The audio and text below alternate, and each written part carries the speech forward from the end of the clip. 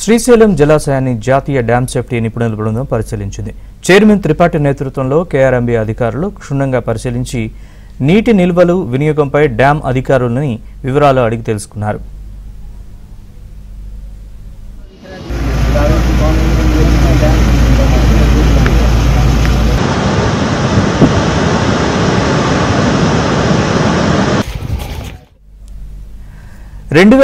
వచ్చిన వరదల వల్ల డ్యాం ఎంత మేర దెబ్బతిన్నది అన్న కోణంలో ఆరా తీశారు. వరదలకు సంబంధించిన రికార్డులను తెప్పించి పరిశీలించారు.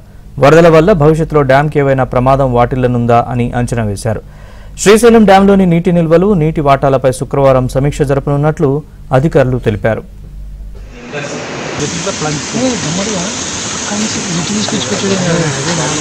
Some 8 to 9 centimeters inches are different. That should be sorted out with that.